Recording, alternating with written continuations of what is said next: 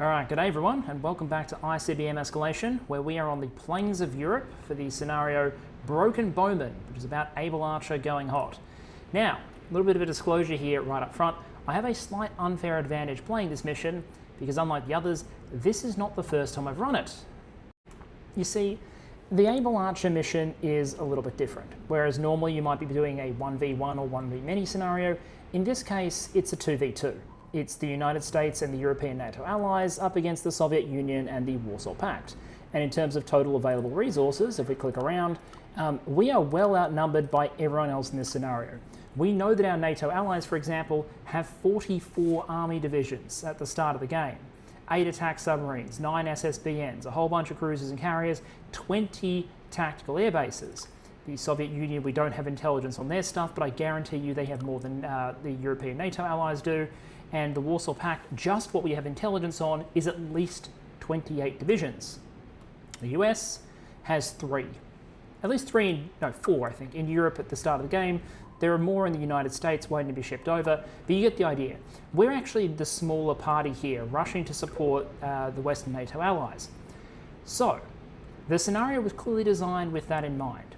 What I did the first time was, soon after booting up the mission, is I went into the diplomacy menu, went to European Command, and handed them all of my technology, which meant instantly, not only did I have Raptors and Joint Strike Fighters, the European NATO allies did as well.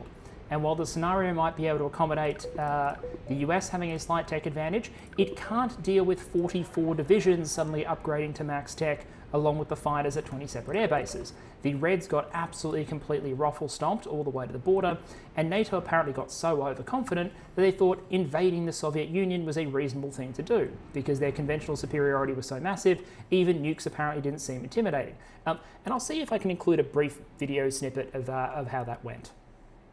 Future prune here, I couldn't find the clip, but just imagine basically the Turks and the Germans racing to see who got to Moscow first, while I asked the screen whether or not the AI was actually immune to escalation. Turns out it wasn't.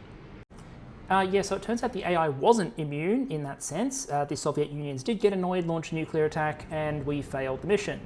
So I talked to the devs about it, and you're actually not meant to be able to trade technology in the campaign. They successfully disabled this a while ago for the Soviet campaign. You're not meant to be able to do it in the American one as well, and the next patch will fix that, so you can't do it anymore. So here I am again playing the mission a second time, this time having rolled back to a point before I handed NATO the keys to the 5th generation kingdom. So we're going to have to fight with our massive tech advantage, sure, but NATO's going to have to make do with what they've got. So, all that preamble in place, let's talk about the situation at the start of the mission. We have a massive Warsaw Pact force that's going to roll west into West Germany, if they can, into Paris, into Denmark. There's fighting going on in Norway. At the same time, there is a significant Soviet offensive into Turkey, which could possibly sort of unravel all of NATO if we let it play out badly. We have a bunch of resources as the United States. A quick inventory suggests that we have a number of carrier groups, a bunch of ships, and a whole bunch of divisions. 22 in total in the continental United States, so fewer than our NATO allies, but a significant number, but only 4 divisions that actually start in Europe. So we need to move stuff over as rapidly as possible in order to make the difference we can. So, what is our overall plan here? Well, we start with a few assets in Europe. We have a grand total of 2, count them, 2 tactical air bases and 3 standard air bases, 1 in Turkey, 1 in Spain, and 1 up here near Reykjavik. So, we're going to leverage those to sort of swing the conventional fight as much as we can in Western NATO's balance. They're still going to be overmatched in terms of numbers, so they're still probably going to lose ground. What we're going to try and do is make the air battle much, much more uneven. I'm going to use our CAD versions of the F-35 equipped with anti-radiation missiles. And what we're going to do is knock out every Warsaw Pact SAM anti-air and anti-air gun site that we can see. Then, like that, go down to Aviano, we'll turn off auto engage because we need to preserve our aircraft, because there is going to be so many enemy aircraft. We can just, even from what we can see already, there's a huge number of Soviet and Warsaw Pact air bases. We are going to lose aircraft. The question is just how quickly we lose them. So I'm going to try and preserve what I can for as long as I can. But let's open up, what we'll do first is try and open up the air defenses. Then what we're going to do is start knocking out air bases. We are going to play a full counter-air game. I want to rip away these Warsaw Pact and eventually Soviet air bases without rolling any troops into the Soviet Union because they might take that the wrong way. So what that might look like, let's recall those aircraft. Yeah, fighters, F-22s, go do what F-22s do. Is we're going to take all of our B-2 Spirits, we're going to reconfigure them for air-launched cruise missiles because we don't want to go into the teeth of the Slava and the Russian Black Sea Fleet. And we're going to launch cruise missile attacks against this Air Force base here. We're going to go to our Spanish airfield, cruise missile attacks against that airbase there. We're going to go over to Keflavik. I'm going to launch AWACS. Let's cancel those orders. I think something like this. To get awareness, we'll put up a fighter patrol. And then once we identify any air bases in the Baltics, we might launch cruise missile strikes over there in order to knock out that air power, potentially up near Murmansk as well. So that's what we're going to use, what we have in situ at game start. And I'm going to try and form up probably two armoured groups. Initially to defend these air bases to make sure they're not overrun because the aircraft represent a huge chunk of our offensive potential. And then we're going to have to get reinforcements over as fast as possible. So what does that look like? That carrier is going in the wrong direction. We're going to route one carrier to reinforce the Turks because at the moment Turkey is very, very exposed. All of our other naval assets, including those on the west coast, I already have travelling over, and all of our divisions in the continental United States are dashing to the nearest army base to embark, to fly over. We're not going to use transport ships, we're going to reforge this. We're going to fly the people in, assume the equipment was pre-positioned, which during the Cold War a lot of it really was, in order to use air transports to get divisions into the fight as soon as possible. And then finally there's going to be a naval element, I think. So what I'm going to do, we actually start in contact. The Jacksonville can already see K527 and 298. We're going to try and get it to eliminate those without getting sunk itself. The Philadelphia can see the Izakov and Makarov and their escorting destroyers. So we'll go try and sink those.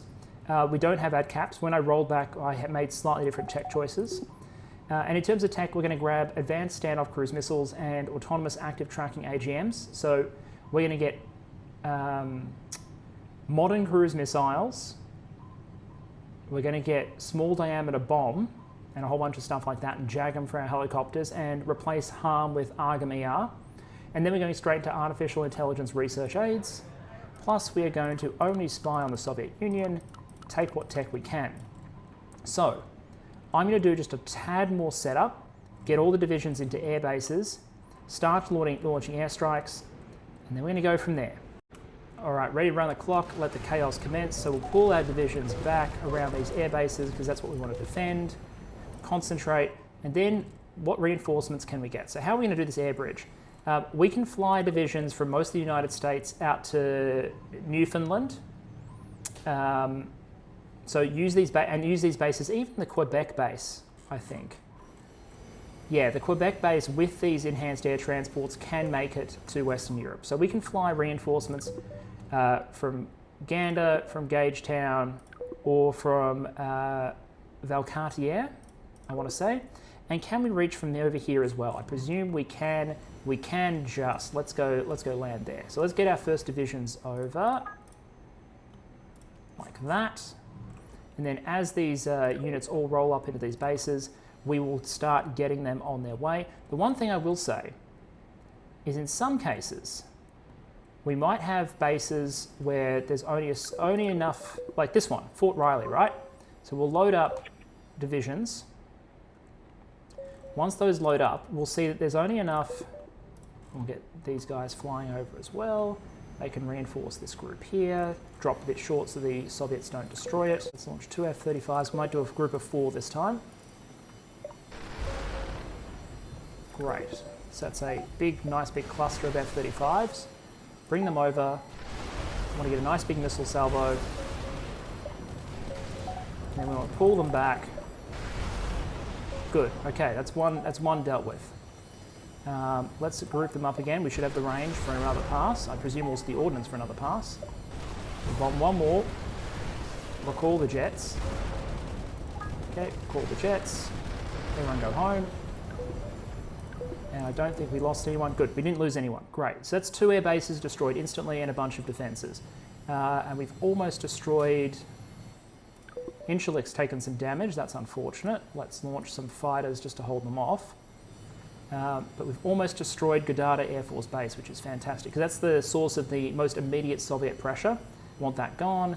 Strategic bombers deploying cruise missiles over here, so that air base will be gone as well. Love it. Good work. And then let's talk about loading up troops. So, 3 loaded up in Bragg. Bragg cannot quite reach the Europe directly, so we'll fly those guys out to Gander. Benning. Now here's an interesting one. So Benning has no additional troops to load. So to save some time, what I'm going to do is I'm going to drop them like this. This is the point of no return. So the aircraft does not have enough fuel to make a return trip, which means we lose the transport at the end. Now, I'm dropping them near an Air Force base. I'm dropping them near bloody Ramstein Air Force Base in Germany. So you'd think the transports could land and be refueled there. So we're going to treat that as the pilots are not actually dead. They can land at the airbase. But we won't, for game purposes, get those transports back, but we will get a bunch of divisions landing in Europe ahead of schedule. These 3 divisions can redeploy here. And this is basically going to be the air taxi arrangement that we run. What's our point of no return from here? Yeah, we can point of no return Europe. And I'm pretty sure that's all the divisions that were available to load up in Fort Lewis. So let's no return them. Let's no return out here. Nice big shipments. All naval engagements are on and happening. Fantastic. We'll bring the Jacksonville back down. Looks like it sunk one but didn't destroy the other. That's a big Soviet naval group. What we'd like to do eventually is sink this group and these subs, all of these. I'm routing in a bunch of additional SSNs. And then I want to bottle Murmansk. I want to bottle Murmansk and Archangel. I want a ring of SSNs, so that anything the Soviets try and send out from the Northern Fleet, it's stuffed. The Baltic I'm not too worried about. Copenhagen's in the shit at the moment, but eventually we can bottle up the Baltic Sea, not a problem. And HMS Illustrious is there doing work with the Hornets and the destroyers. So the Brits are handling that for the moment. What I want to do is bottle Murmansk and Archangel. So we'll kite along there, we'll come south along there, everything else is on the way, and we're back to additional troops we can potentially fly in. 20-Tyne Plum still has 1 more troop that it could load up. So what we'll do is we'll fly those out to Valcartier. Sorry if my voice is a tad husky, I'm still kind of recovering from a cold here. And then what we'll do is we'll point of no return.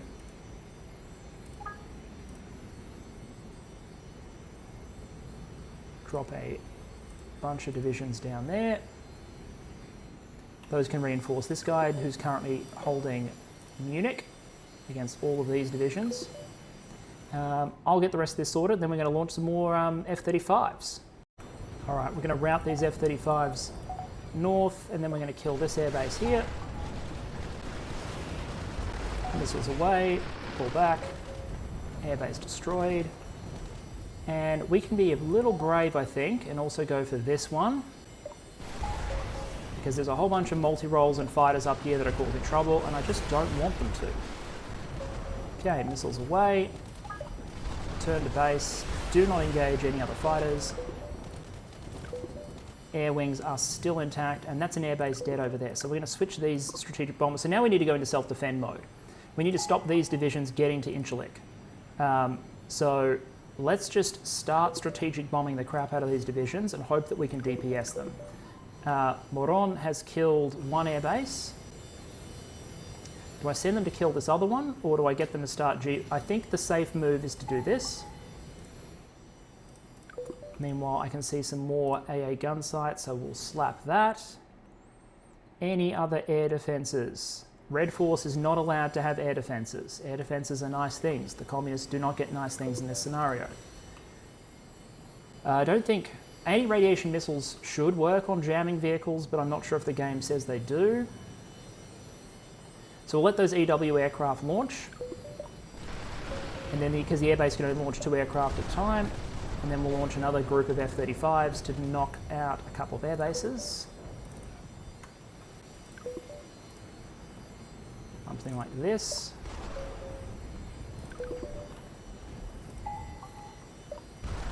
Okay, make your way in. Stealth, stealth, stealth. AGM's away. Get out of dodge. Mission complete. Land.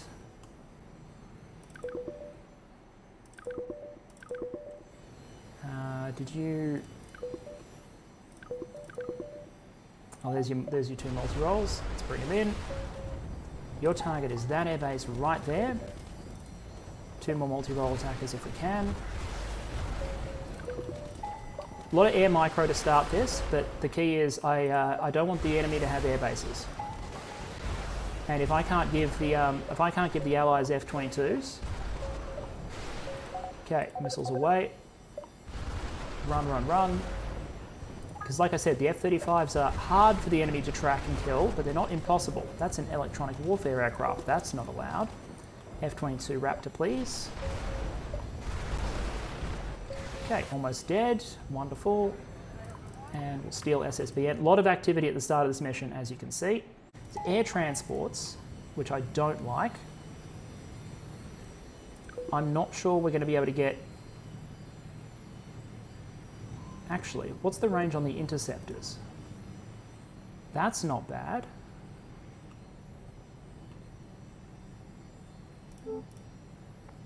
Can I not launch intercept? Oh, that's neutral territory. Let's launch interceptors. Or rather, let's launch an interceptor and destroy this air transport. Great. And let's get fighters up. And I know that my F-22s are going to want to be killing their fighters, but what I actually want to do is destroy these air transports, which look like they're trying to do a paratroop assault over Oslo.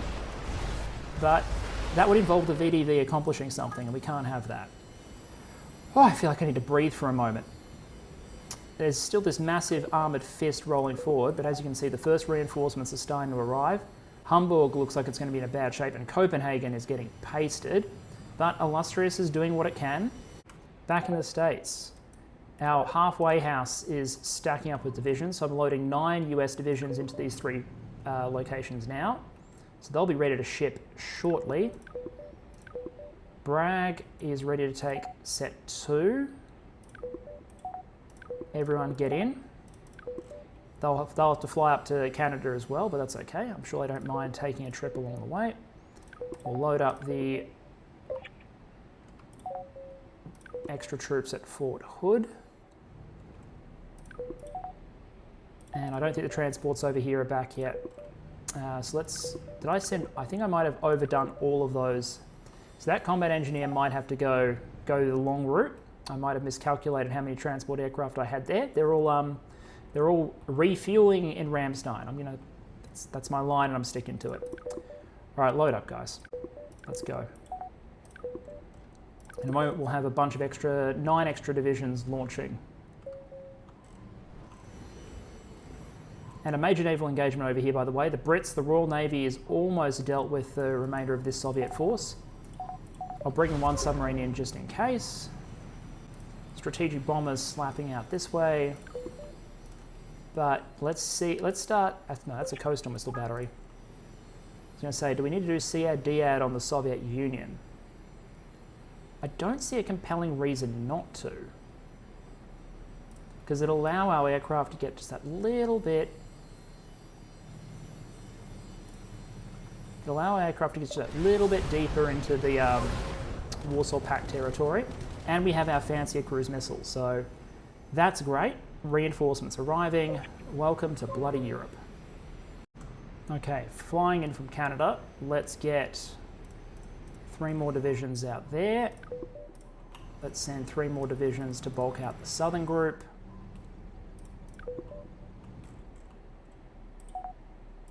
You don't have your 3rd transport aircraft returned yet. That's okay. I'd rather just send 2 now than wait. So let's go 1, 2.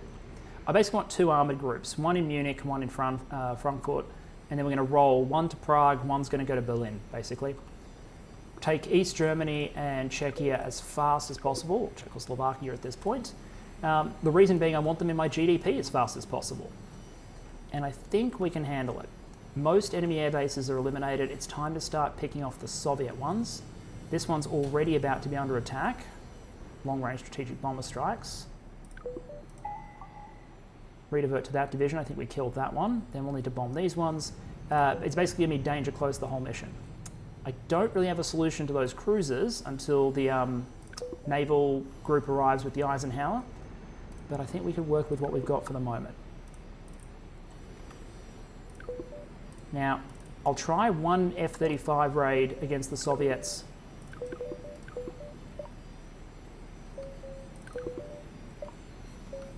We'll try one F-35 raid against the Soviets using AGMs for maximum damage, but it is possible that we might have to switch to cruise missiles.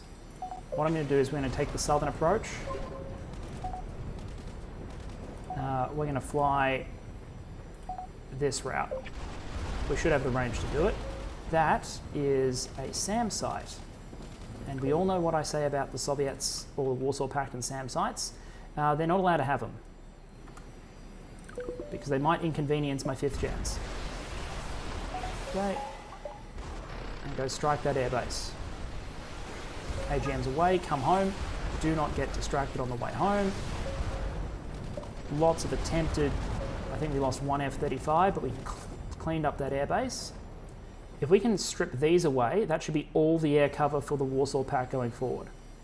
Okay, I'm calling this northern group Group 1, so we'll head them straight into these Soviet divisions.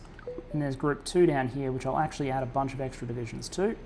We'll eliminate the SAMs, the combat engineers and that. That can be Group 2.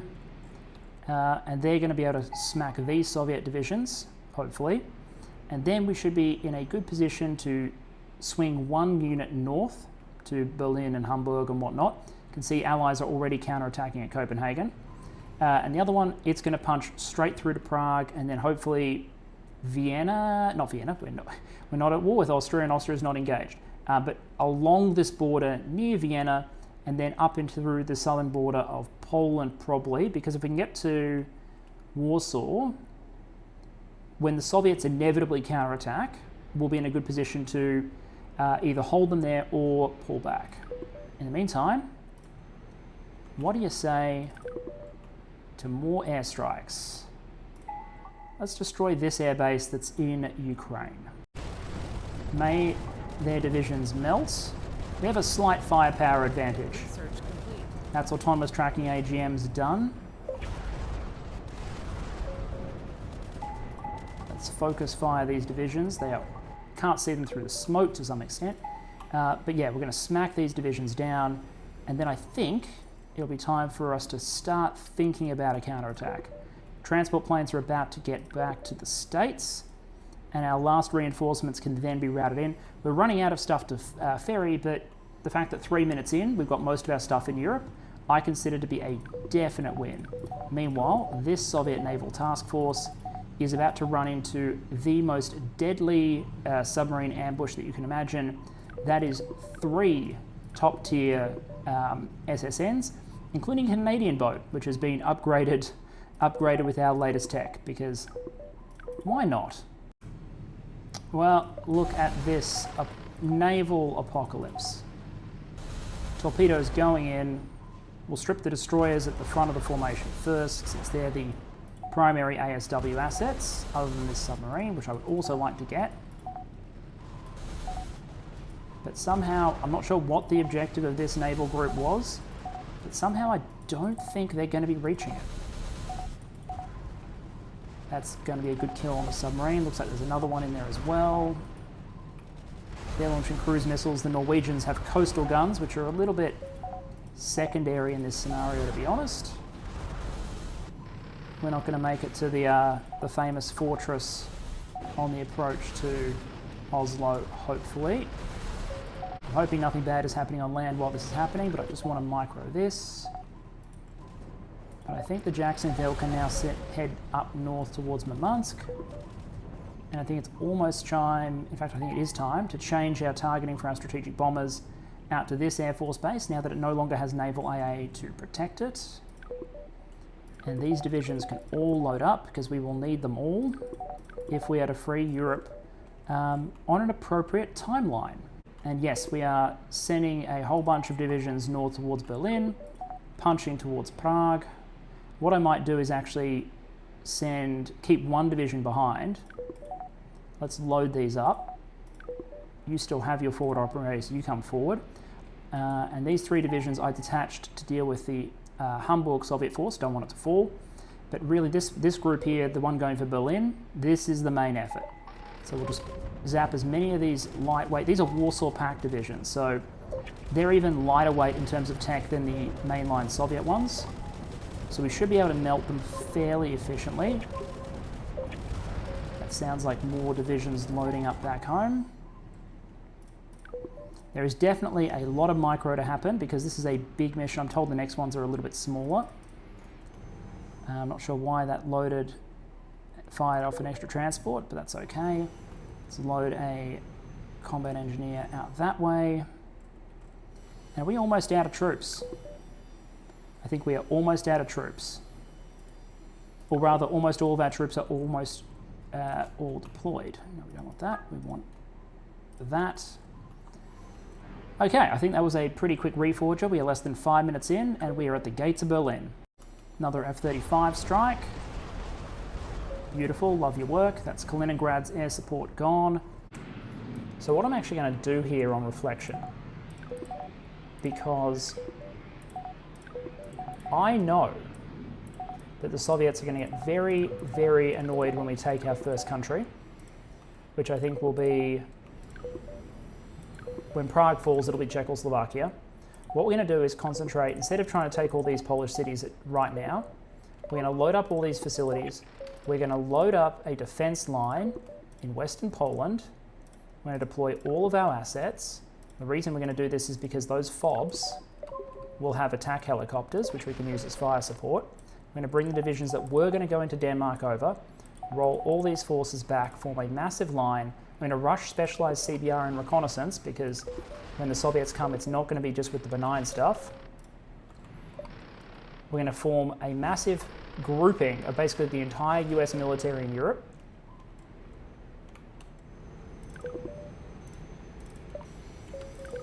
After we sink that annoying destroyer. And then we're going to run it, as soon as we have specialized CBR and reconnaissance, we're going to run it straight into the teeth of whatever Soviet counterattack comes our way. There we go. Satellite imagery shows increased Soviet army activity. Signals intelligence indicates a massive offensive is underway. Get ready because they are coming. We're also seeing field reports saying the Soviet forces are now deploying nerve gas, and France and the UK have broken out their mustard gas stores in response. Expect heavy casualties. I hope our mob gear is up to scratch. It will be in 1 minute 9 seconds, so it would be helpful if these guys took their time getting over here. FOBs are deploying. Everyone's healing. I'm not sure we'll have time to dig in, but let's give it a red hot. No, we don't want to. In fact, let's just turn that off for everyone. Thank you. We are minimizing casualties. Thank you. In fact, let's get all of our FOBs and designate these divisions. Send out the Apaches, especially since they have the benefit of JAGMs. Those are multi-role attackers. Why do they still have multi-role attackers? There is still an airbase that is undestroyed. Can you guys handle that? Oh, and we've got some air transports. Well, let's deal with that. That was sneaky, guys. Oh, you... Okay.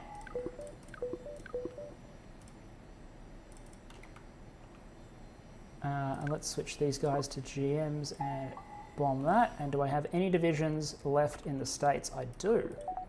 You guys are getting diverted. You have not been forgotten. You were kept as a strategic reserve. Airborne landings. Okay, we got the second one.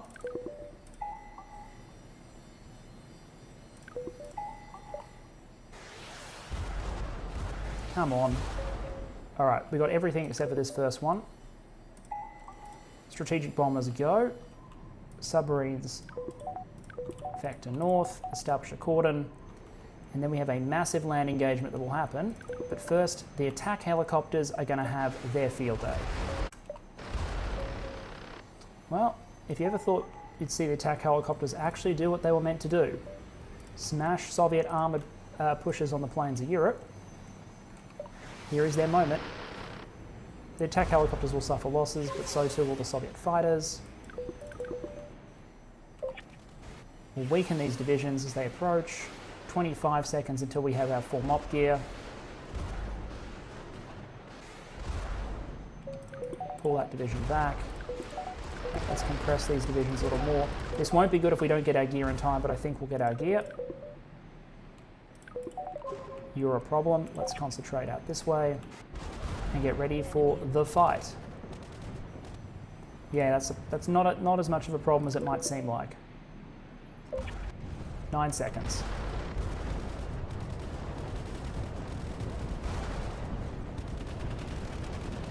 One.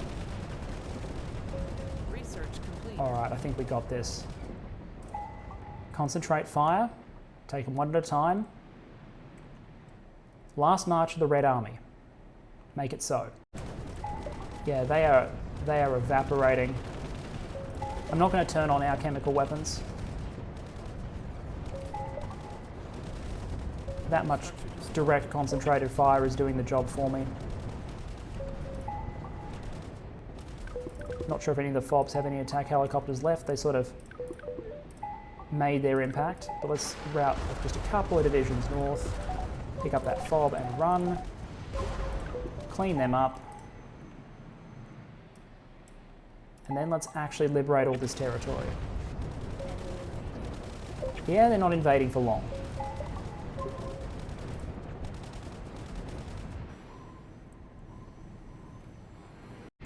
Okay, I've taken a bit, redeployed, cleaned up, and here we are. We've occupied Budapest, pushing south to Bucharest. Sofia is the one that we will leave while we string Congress along. I mean, we're fighting the Soviets, it's going to take some time.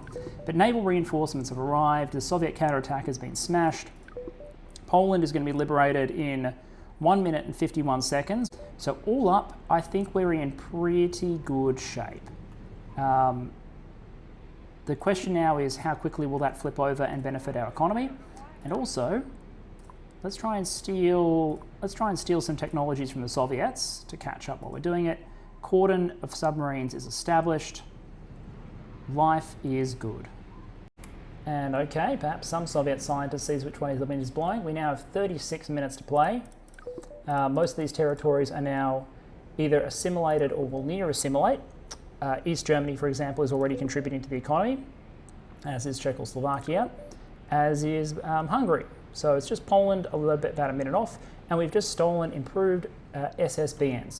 Bingo, we got another technology. Our spies have stolen ICBM transporter Raptor launcher while we work on 6th generation aircraft. Always good to get the fruits of the Soviet research program. Hopefully they have improved TEL systems as well, you know, just to save us the time. But 6th generation fighters is 1 minute 13 away.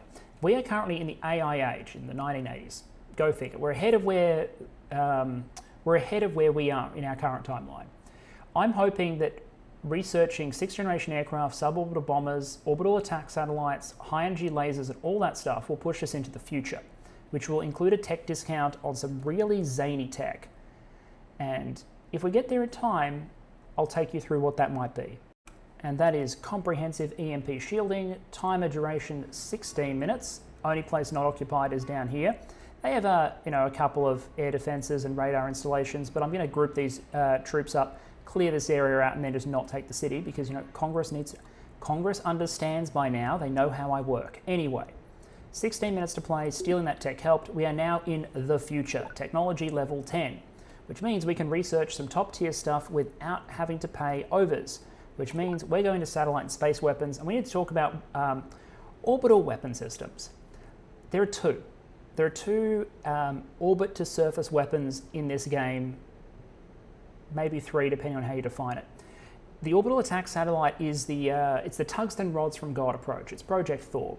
It's a satellite. It goes up there with 8 kinetic strike rods, you can drop them on things. Basically, you can get small nuclear strikes from orbit, but it runs out of ammunition. It only has 8 shots. It's expensive. But what if you had infinite ammo? That's where this thing comes in. The Counterforce Directed Energy Weapons Satellite. A sufficiently powerful laser could hypothetically be used to destroy strategic targets like launch sites, buildings, or warships. Putting the system in orbit solves the line of sight problem. Penetrating the atmosphere and sufficiently irradiating a target requires a massively powerful laser and a potent power source. Nuclear power would be the only viable option to operate such a system, and the laser itself would have to be extremely sophisticated. This is a giant orbital laser cannon. It is incredibly expensive. It's not that damaging. It's incredibly vulnerable to enemy anti-satellite weapons because it's a big hulking nuclear-powered laser gun in orbit, but it lets you build a satellite that can shoot ground targets with infinite ammo. And the reason I want it in this timeline is just think of the psychology here. One, it is the weapon if you want to minimize collateral damage, because it will be a scalpel from space that let you strike without putting any American air crew or troops in danger, strategic targets anywhere in the world relatively quickly. So incredibly attractive. You also have to understand that I think there's a difference in philosophy for the American defense establishment in this universe for various reasons, but perhaps we go into that in the future. The point is, for the moment, in 6 minutes 43, and there are 16 to go, I'll unlock this. I don't think we'll build it immediately, but I think in terms of tools to have in our cupboard, a secret program, laser satellite capable of striking ground targets, I can think of when I might want to use this. Then we're going to catch the army up. Advanced tactical optics, advanced helicopters, which is the next model of the Apache. Then unconventional rotorcraft, which gives you very long-range replacements, because you can bring in things like Osprey, tilt rotors, essentially, so you can fly much, much further with your helicopters.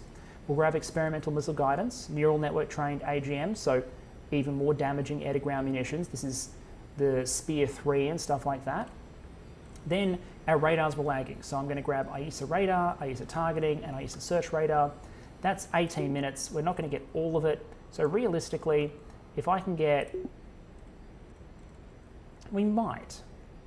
Realistically, we'll probably get that, just the IESA radar, and that would probably be good enough. We can get the targeting and search radars in a search future mission. I am not rolling into the Soviet Union. I'm not going to take the bait. I'm not going to risk escalating further. We have won enough. It's just at the appropriate juncture, we will liberate Bulgaria. Once we have developed and stolen as much technology as possible, using the emergency funding arrangements that Washington continues to provide for me to beat back these obviously ongoing Soviet offensives, the major ongoing Soviet offensives that you can see. They could launch one any moment, guys. And we approach the closing minutes. I've stolen a bunch of extra tech from the Soviets. I believe we have improved chemical weapons. I stole a couple other things as well. Can't remember exactly what. We'll see later. But it's 1 minute 43 on the clock, 1 minute 34 until this city is liberated and with it the mission, 1 minute 44 until IESA radar is complete. So let's just roll the clock and bring this operation to an end. Research complete. That's it. We push the Iron Curtain all the way back to the motherland. The Kremlin is demanding a ceasefire and threatening to use nukes. It is over.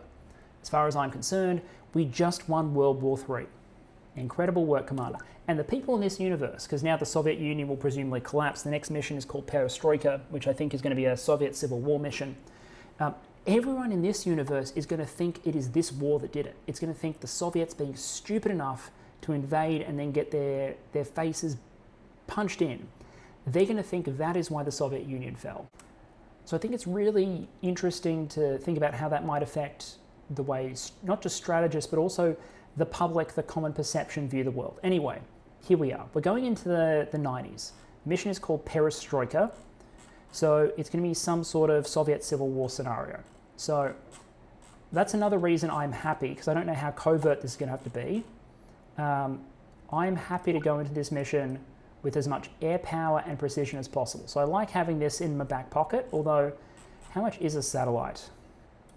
Yeah, 280. I'm not, a bit early, I think, for me. Let's grab the targeting and search radar, and then let's see what else is on offer. I stole improved SAMs, by the way. They're still not great. I'm several tiers behind, but it's something. Grab off-bore sight AAMs. I don't think naval upgrades are particularly. Let's get the army caught up. Let's get light unmanned vehicles. So this is drone tech, the kind of which you might see in Ukraine right now. But let's also give our infantry and our special forces team robotic infantry aids. Yeah, we're going to give them robot buddies. UGVs, Atlas, infantry robots, etc. Next generation stuff. Increases detection range, increases small arms weapons range, increases accuracy and damage.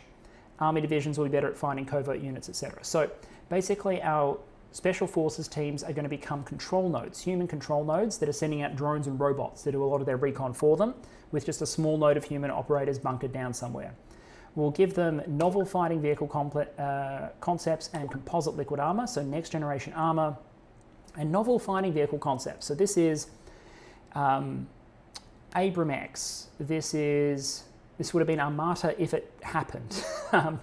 This is all the next generation MBT programs out there, but it's a transition towards active protection over passive protection, hybrid electric powertrains, new armaments, remote weapon stations that are enabled for various tasks, lots of sensors, all around awareness, all of those features. So we're rolling out the next gen tanks, IFVs, etc., giving our guys good armor. We'll give them Gucci 416s and M4s and whatnot. Could give them experimental, because I think the army is due for a bit of an upgrade. Might give them experimental army weapon concepts.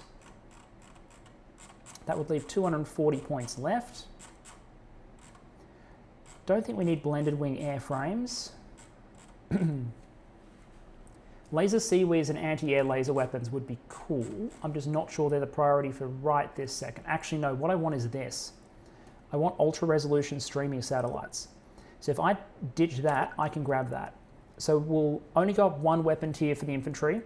Everyone's getting optics and attachments, but we're not getting programmable grenade launchers and smart munitions. But in exchange, we're getting ultra-resolution streaming satellites. Explosive leaps forward in optical data link and computing technology will make it possible for the most advanced spy satellites to identify and track dozens or hundreds of significant objects over a huge area and relay them in real time. So it greatly increases the observation range of spy satellites, and spy satellites can now see low altitude missiles, so like cruise missiles and stuff. So I am happy with that.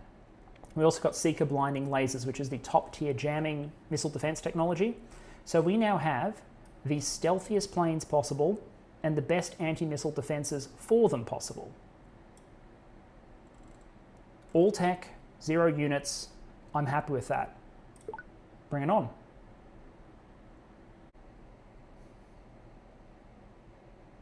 And okay, here we are, perestroika.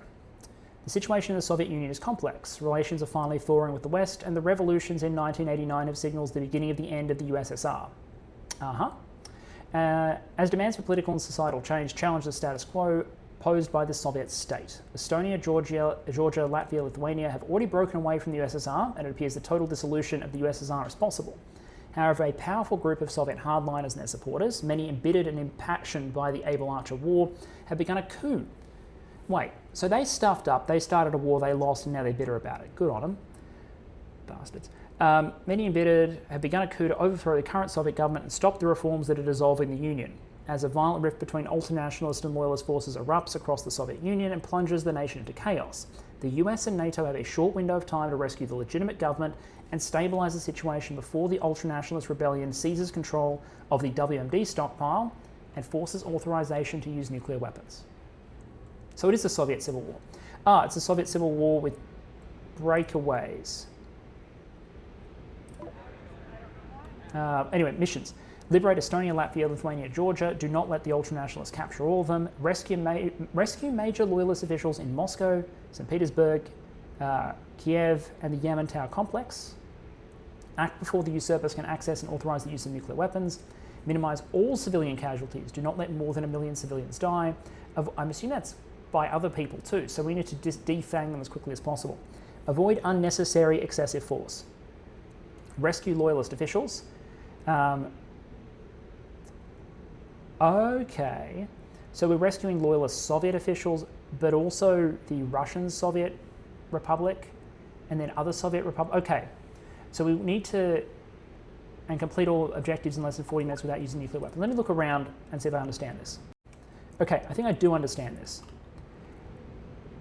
There is a Soviet war going on between the ultranationalists, Red, who we don't like, the separatists who want to be their own thing, and those who are loyal to the central Soviet government. So the Gorbachev guys. Basically, our primary objective is to rescue the Soviet loyalists who are in trouble, bring them into our territory so they owe us one.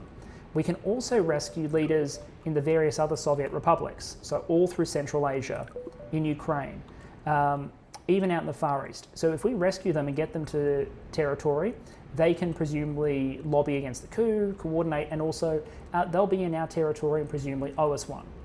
So there is a civil war happening. We need to go in and rescue people. But it's not entirely clear. I certainly don't have the troops to do it. Across the entire map, I have a grand total of 5 divisions. And I don't know about you, but I think that in this kind of scenario, sending in American troops into actual Russian territory, or in this case even Soviet territory that isn't actively breaking away, might be counterproductive. Because you can just imagine if they get newsreel of American troops fighting alongside these loyalist Soviet troops, the ultranationalists are going to paint them as complete patsies of the West. Now, airstrikes might still have some value, but it's not the same as seeing American troops on your streets, in your newsreels. So my strategy is going to be, I think we say, I'm not sure if the mission will prevent us doing so, but I think we avoid any deployment of US troops into the big fight, other than the Baltics that are seceding and Georgia, because they're basically going to be bros. They're going to join up. So I'm happy to go save them because they're about to be in NATO. But I think we keep our troops, other than special operations forces, out of the rest, which means we're going to have to do this using air power to help the loyalists survive and win, and also to clear a path for our special forces. And we've got a bunch of them. We've got special forces guys on submarines off the Soviet coast. We have aircraft carriers that have spec ops on board with helicopters to transport them. We've got 3 spec op teams in the UK that we can put on a helicopter and start flying over. And I believe the spec ops can go grab these VIPs and then evac them. So we'll move our divisions up. I'm assuming I can fire across the border into Kaliningrad to take out that airbase. We'll reinforce the separatists, but I think we're going to have to do this all using air power. And to that end, we've got 4 standard air bases equipped with B-21 Raiders, and 2 specialist air bases equipped with these things, the high-speed suborbital bombers, which, as you can see, have just a little bit of range. So what we'll do next episode, in order to save the Soviet Union's legitimate government from these evil ultranationalist rebels and to help these plucky freedom fighters, is we'll start launching airstrikes while we evacuate our friends, all these VIPs, back to friendly territory. And the fact that in the process, we will comprehensively demolish the military-industrial potential of a lot of the former Soviet Union, that's entirely besides the point. Why would you be so cynical as to bring it up?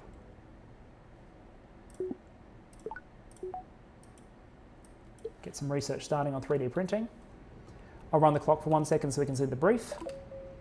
The USSR is a meat grinder right now. We need to slip our special forces through the fighting and rescue the loyalist leaders and stop the rebellion taking too much ground. The Soviets don't want European NATO involved after last. I'm surprised they want us involved. And they're still rebuilding anything anyway, but we can still deploy troops from there. Poland, Czechoslovakia, and Hungary are also offering a safe passage. Subs and carriers with SEAL teams are on standby in the North Atlantic and Pacific. Move our Spec Ops teams to the VIPs, pick them up, and carry them back to friendly territory. Keep it tight. There's not much room for collateral damage. If we butcher this, it's another Cold War or worse. My goal is to make this as clean and as clinical as I can make it.